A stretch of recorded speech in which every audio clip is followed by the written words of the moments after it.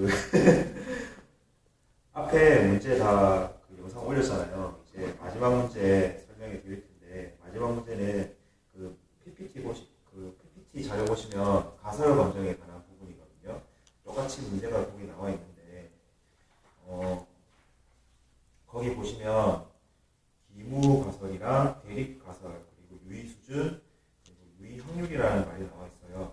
근데 중요한 거는 일단 기무 가설이 뭔지를 알아야 되거든요. 우리가 가설 검정을 왜 하냐면 간단하게 말씀드리면 어떤 연구 결과가 있어요.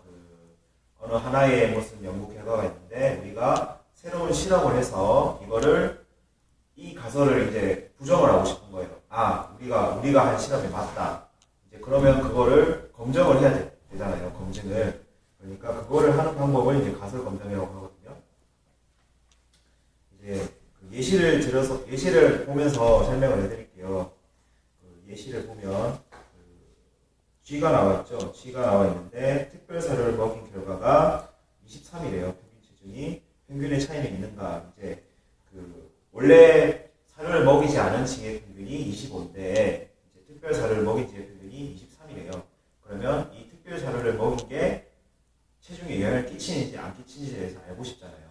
그걸 이제 알기 위해서 가설 검정이라는 방법을 쓰는 거예요. 그러면 그 가설 검정을 어떻게 씁니까? 일단 첫 번째 기무 가설을 설정해야 돼요. 이 기무 가설이라는 게 뭐냐면 버리고 싶은 가설.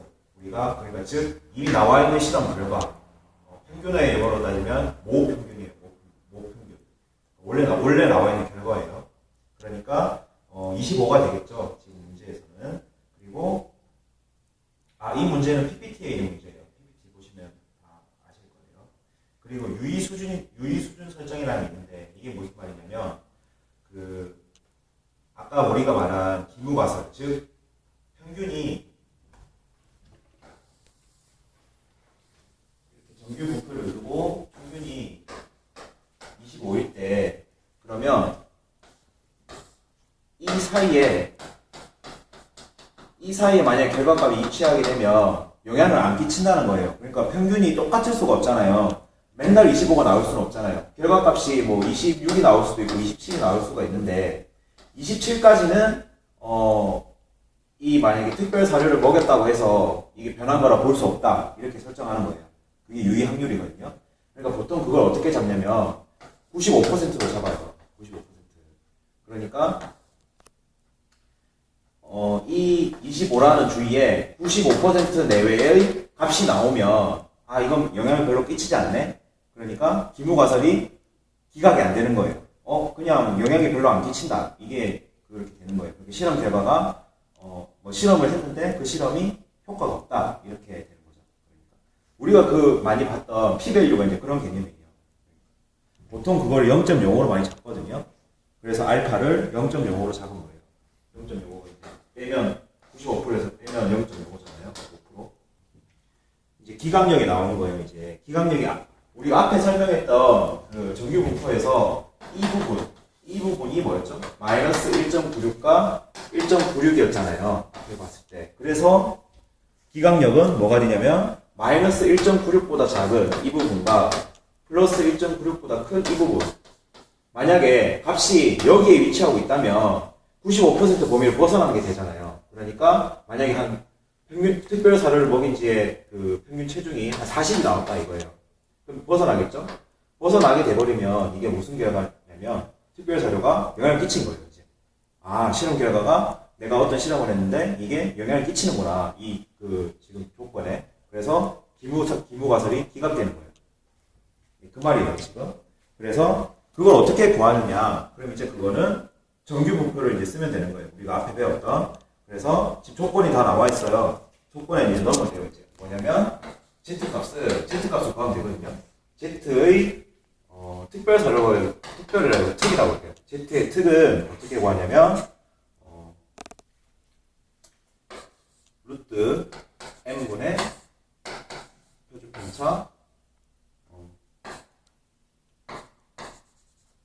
모평균 그리고 여기가 23 이렇게 하면 돼요. 23 이렇게 하면 돼요. 이걸 이제 수칙을 넣어서 설명을 해드리면 이 n은 여기 문제 보시면 16마리예요. 16마리. 16마리가 n이에요. 표본 집단이 몇 명인지, 몇 마리인지 그걸 뜻하는 거거든요. 그러니까 n은 16이니까 루트 16이겠죠. 루트 16분의 그다음에 이거는 모 표준 편차거든요. 모 표준 편차가 지금 모 분산이 나와 있어요. 16이라고. 16에 루트를 씌운 게 표준 편차잖아요. 분산에 루트를 씌운 게. 그러니까 4가 돼요.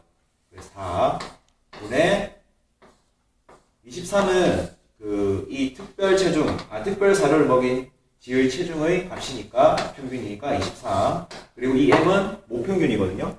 모평균은 25니까 25. 그럼 이거를 계산하면 루트 16은 4가 되고 그러니까 4분의 4니까 1이 되겠죠. 그리고 23에서 25를 빼면 마이너스 2니까 정답이 아니라 마이너스 2라는 값이 나오게 돼요. 그럼 이 마이너스 2는 어디 위치하게 되냐면 이 정규분포에서 여기 위치하게 되겠죠. 마이너스 2. 마이너스 1.56보다 작으니까. 그러면 이 95% 범위를 벗어나게 되는 거예요. 그래서 어떻게 되냐면 5%의 유의 수준에서 그 특별 사료를 먹인 지의 체중은 영향을 끼친다. 유의한 수준의 변화를 보인다. 이렇게 해석을 할 수가 있는 거예요. 그러니까 기무가설이 기각되는 거죠. 즉 평균 25라는 가설이.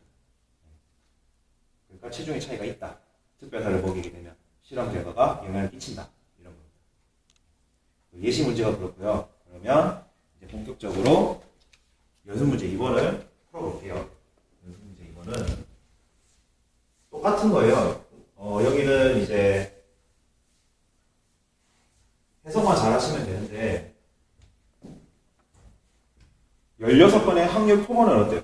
표본의 개수가 아까 뭐랑 같냐면 아까 G의 마리수와 같은 거예요. 실험을 할 때 G의 마리수. 그러니까 지금 16번이니까 똑같이 16이겠죠. 16이고 평균이 13분. 이 사람들의 평균이에요. 지금 이 16번에 대한 평균. 그러니까 모평균이 아니에요. 모평균이 아니라서 13이고 그리고 모 집단은 분산이 9인.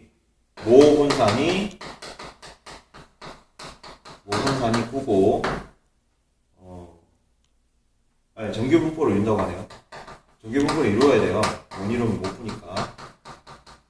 정규 분포. 그 다음에 자 그러면 유의 수준을 0.05로 정했어요. 0.05의 유의 수준.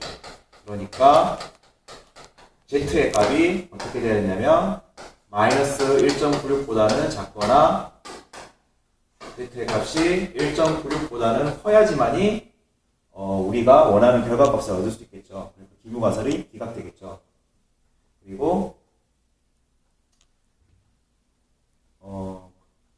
모평균도 나와 있네요. 모평균이 10분이래요. 10분.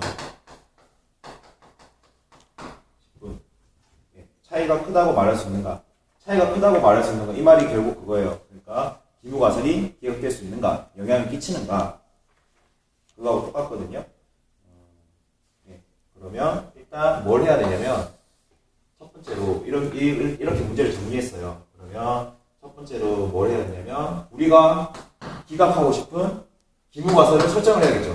도대체 내가 뭘 기각하고 싶은가? 기무가설을 설정해야 돼요. 기무가설의 설정 이거겠죠. 이거. 그러니까 뭐냐면 n의 값이 10분인데 이게 10분이 맞는지에 대해서 알아보고 싶은 거예요. 10분이 맞는지에 대해서. 그래서 유의 수준을 우리가 그 다음에 할 거는 유의 수준을 설정을 해야 되는데 이거는 설정이 이미 되어 있어요. 0.0으로 되어 있고 그 다음에 기강력 이게 유의 수준이 설정이 되어 있으니까 자동적으로 기강력도 설정이 되어 있겠죠.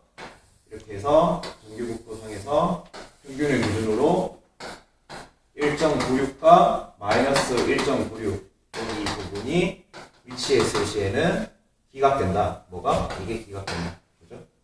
그 다음에 이제 계산을 하면 돼요. Z의 값 여기 Z는 루트 표본이 16이죠. 그래서 16분의 모분산이 9니까 모표준 편차는 루트 9니까 3이겠죠. 3.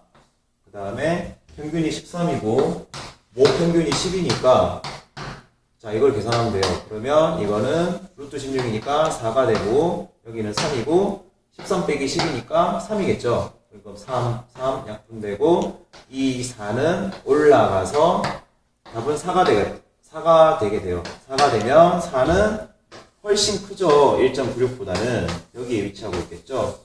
그러니까 자동적으로 기무가설은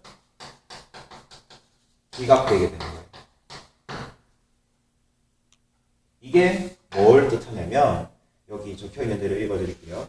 5%의 유의 수준에서 통계적으로 유의한 차이가 있다. 유의한 차이가 있죠. 네, 유의한 차이가 있다. 즉 모집단의 평균은 10분과 상당한 차이가 있다고 할 수 있다라고 하네요. 네, 이렇게 결론을 적어주시면 될 것 같습니다. 그러니까 차이가 있다라고 적어주면 돼요.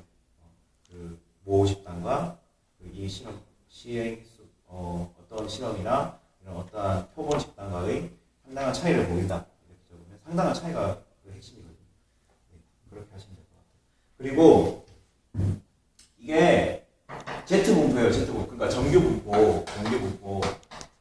근데 문제를 제가 보니까 이게 T분포를 정확하게 하려면 T분포를 써야 된다고 하더라고요. T분포가 뭐냐면 T분포는 이게 정규분포가 이게 시행의 수가 적어지면 아까 말했던 이 표본이 적어지면 이게 정확하게 안 맞아 떨어진다라고 하더라고요. 그래서 다른 걸 써야 될 때 그 T분포라는 걸 쓰게 되는데 T분포는 Z분포와 차이가 Z분포가 거의 같아요. 거의 같은데 교수님 설명은 제가 인터넷에 여러 자료를 찾아봤을 때는 조금 다르긴 한데 조금 내용이 어려워서 그러면 다 빼놓고 교수님이 말한 것만 말씀드리면 이렇대요. 이게 좀 더 넓대요. 넓고 여기가 조금 더 내려 있고 그래서 그 평균을 중심으로 좀 더 이렇게 모여 있는 게 Z분포고 정규분포고 T분포는 그거보다는 약간 이렇게 벌어져 있대요. 이 정도만 아시면 될 것 같아요. 중요한 건 그게 아니니까. 그래서 T분포를 그럼 사용해서 설명을 할게요. T분포는 똑같아요. 다 똑같은데 그것만 달라요. 처음부터 할게요. 자, 기무가설 설정. 똑같아요. 뭐 아까 뭐였냐면 M이 10이었죠. 네. 이게 기각력이에요. 그러니까 기무가설이에요. 기무가설. 그 다음에 유의수준 똑같이 0.05였죠. 자, 여기서부터 이제 좀 차이가 있는 거예요. 0.05라고 했을 때 아까 정규분포였으면 1.96 플러스 마이너스 1.96이었잖아요. 근데 T분포는 아까 말씀드렸듯이 여기가 조금 벌어져 있어요. 이렇게. 그래서 값이 달라져요. Z분포와는 다르게. 그래서 그거를 T분포 여기 뒤에 보시면 분포표가 나와 있거든요. 여기에 나와 있어요. 네, 여기 나와 있어요. 그걸 보셔서 이제 구하시게 되면 2.132를 기준으로 이게 0.05가 달라져요. 그러니까 이렇게 돼 있을 때 평균을 기준으로 여기가 2.131이 되고 마이너스 2.131이 되는 거예요. 아까는 1.96이었잖아요. 좀 달라져요. 그래서 그 기각력이 달라지겠죠. 그러면 기각력은 T라고 할게요. T는 마이너스 2.131 그리고 2.131이 되는 거예요. 그러면 똑같이 이제 하시면 돼요. 이 T 값을 구한 게 아까 뭐죠? 여기 2.131보다 크거나 마이너스 2.131보다 작게 되면 이 기무가설이 기각되는 거예요. 자, 그럼 구해볼게요. 구하는 건 똑같이 구하면 돼요. Z값을 구하면 되는데 아까 뭐였죠? 루트 9였죠? 루트 9분의 3분의 13 빼기 10이었죠? 루트 9였나? 9가 아니죠? 9가 아니었던 것 같은데 16 그래서 구하게 되면 아까 4였죠 값이 똑같이 4로 나오게 되는데 예, 4기 때문에 예, 마찬가지로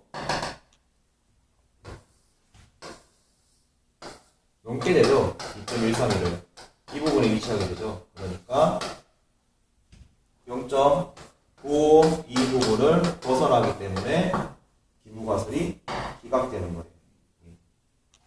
5%의 유의 수준에서 통계적으로 유의한 차이가 있다. 즉 모집단의 평균은 10분과 상당한 차이가 있다고 할 수 있다. 똑같이 결과값은 해석이 됩니다. 그래서 정규분포를 써도 거의 관계없어요. 근데 정확하게 해주기 위해서는 T분포를 쓰는 게 맞다. 왜? 시행횟수가 적어서 표본 집단이 적기 때문에. 보통 정규분포가 이 표본 집단에 관계없이 성립이 된다라고 생각하는 그 횟수가 어디서는 30이라고 하고 어디서는 50이라고 하는데 30이 맞는 것 같아요. 30 이상이면 그냥 정규분포가 일반적으로 성립한다라고 하더라고요. 그 대수의 큰 수의 법칙인가? 그거 아마 기억나실 분은 아실 텐데 그게 제 기억에 30이었던 것 같은데 50이라고 적어져 있더라고요. 그러니까 30 아니면 50. 그 정도 넘으면 일반적으로 정규분포가 성립을 합니다. T분포 그냥 쓰시면 돼요.